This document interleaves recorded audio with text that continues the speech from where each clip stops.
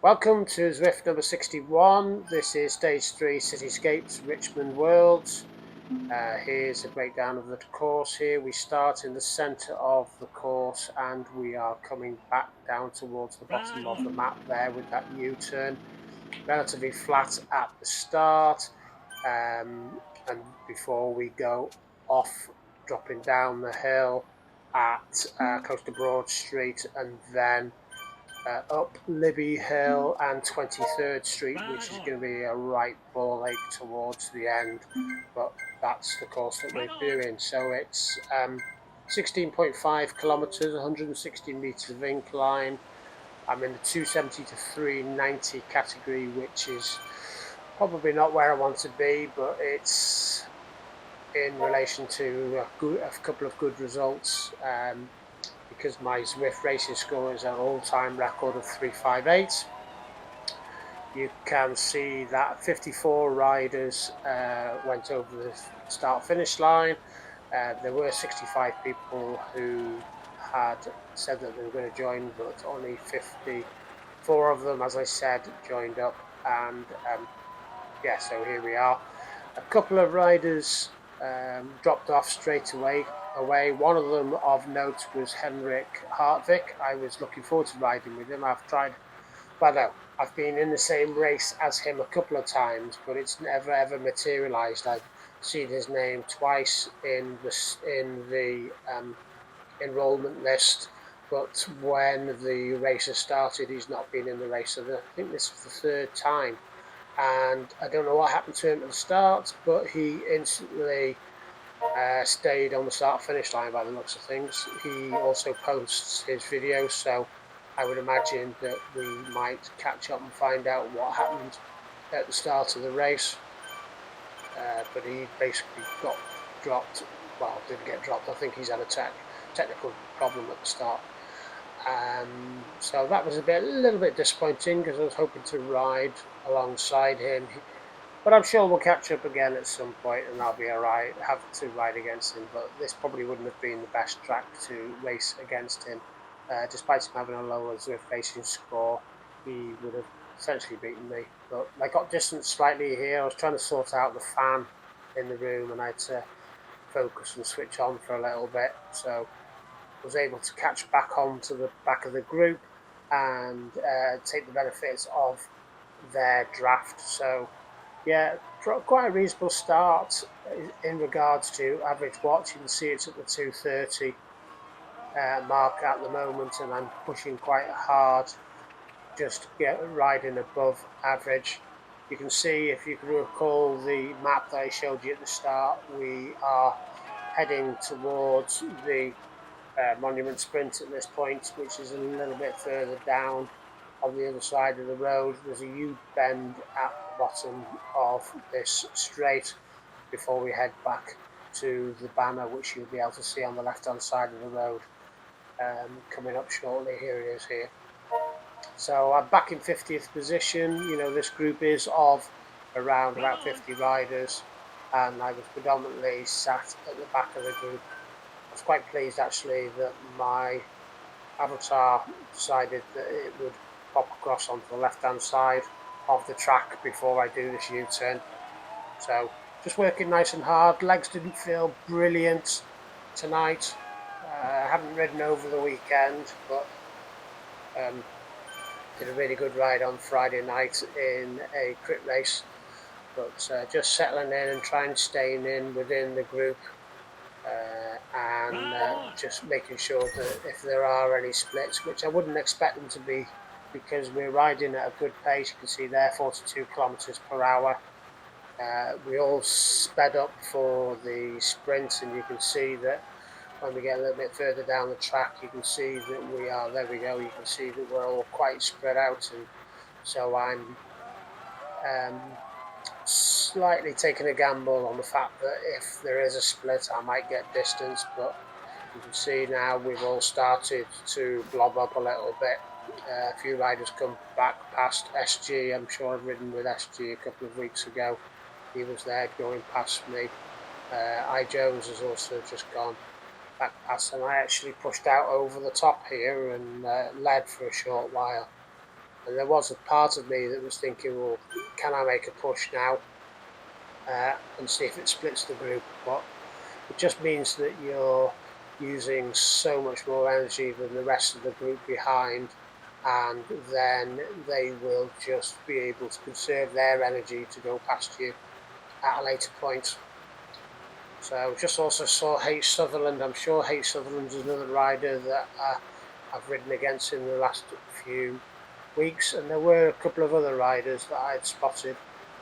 I don't know whether I've ridden against Cool Hand, but Cool Hand is a name that I've seen before. I don't know whether it's because he rides in the same races at the same time as Henrik Hartvik, who I've just mentioned before. But Cool Hand was in here as well. I haven't seen his avatar name pop up. I'm sure it probably will in a few seconds' time. But he was certainly there. Another rider I can recall riding against in the past was Andy Crabtree, and there a Barge was another name that I've spotted before and ridden against. So yeah, the race is going quite well. Quite happily sitting with this group here. We're 7.2 kilometres into the race now, and we're about to head downhill. And at that point I'll hopefully be able to ease off, but the heart rate's really good, 146, pleased that it's in the 140s. This is this part of the Broad Street Sprint? I'm not sure whether it is. It's got KOM on the left hand side, so I'm not sure whether we've gone through the Broad Street Sprint or not, which was just before the downhill section at 8 kilometres. So yeah, you'll watch my watts carefully now as I drop down the hill shortly. I'm averaging 2.5 watts, which is not too bad, but just easing off here gently. Here we go, dropping down 7%, and I actually completely ease off the pedals and just sit in with the group. Taking the benefit of their draft. 60 kilometres an hour will take me into a tough position if I'd stop pedalling. There's Cool Hand making a comment, suggesting that he's not going to have his 2 beers after the race. But now as we start heading down, I think we turn right at the bottom before a left hand along another flatter section before we get to Libby Hill, and Libby Hill is a 0.6 kilometre incline at 6.4%, and we've only done 31 kilometres so far, and I said that we had 160 to do, so the vast majority of the climbing is yet to come, and that's where I'm probably going to suffer, or usually is where I suffer. And I'm in this category here with riders who've got race scores up to 390, and I just know that I've not been able to compete so far in these categories. I can compete in the 350s, and I've had 2 wins recently in the 350 category when I've been doing crit races, but I can't currently compete in the Zwift racing score categories where the upper end is 390. So I did hope to, and I think I might push through in a few seconds time, I did hope to see if I could get a good position leading into the start of the Libby Hill incline. So you can see here I've hit the front with nothing spectacular, just making sure that I'm in a good position so that hopefully if people are going past me, and I'm in quite a good position. But I think the situation was that this was going to be the main point for riders to make a push, so everyone was vying for a place quite close to the front of the group. So yeah, the pace has certainly picked up a little bit here. So there's one last little flat section, even though we've gone round the U-turn at the end there, before we head up the Libby Hill KOM. So you currently see that I'm averaging 231 watts. I'm pushing quite hard. I do change gear and start spinning at a greater RPM. You can see I've gone up into the 90s now, and but these inclines are just a little bit too long for me to be able to stick with the rest of the riders, but I'm there. I do put a few pushes in. I do get out of the saddle a couple of times, but what I found was I just didn't have the power in my legs tonight, and everyone was going past me. You can see my heart rate's going right up. It's up into the 170s now, and that's certainly not where I'd expect it to be. So just felt completely drained. Heart rate is absolutely pounding, but just making sure that I can stick with some of these riders and get up over the top, and use the benefit of the draft. So I've got 3 riders around me. They are Andy Abarge, Shane Louis, and uh, Jerome Wigard.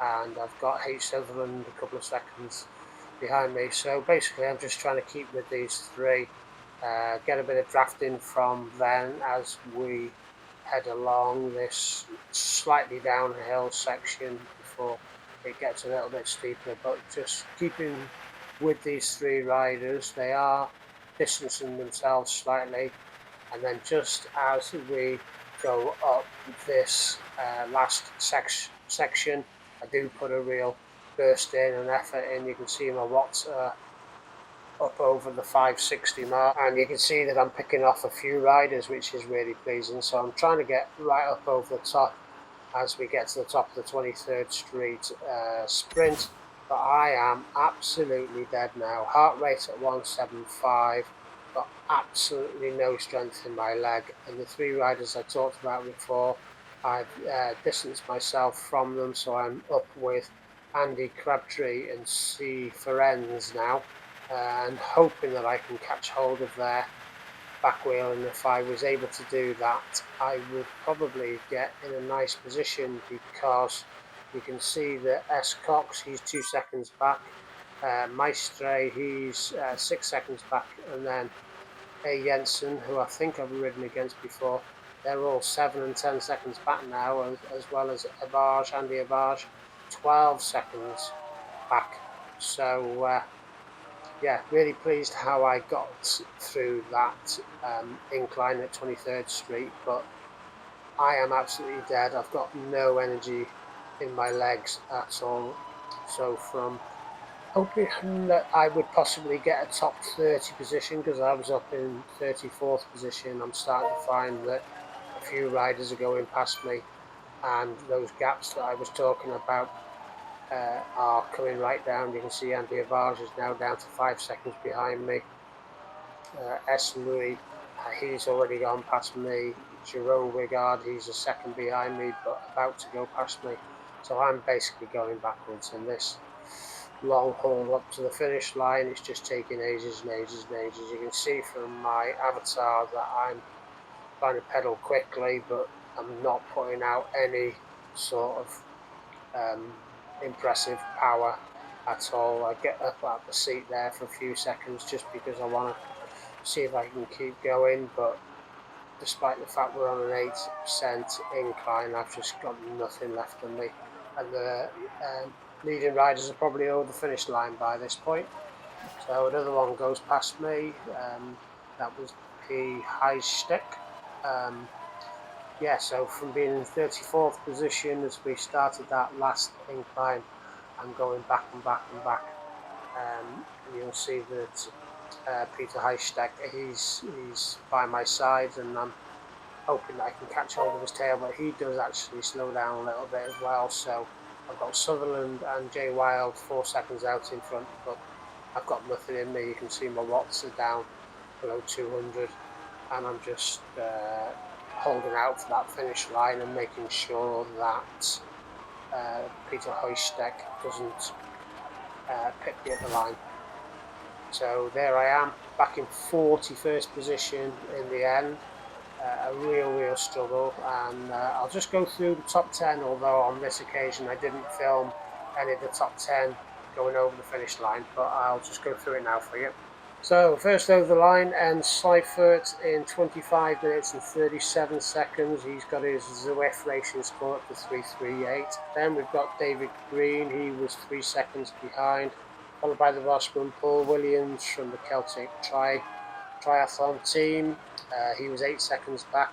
Then we had Jostein Froisnes in fourth. He was 10 seconds back. Then Pepe Higon in fifth.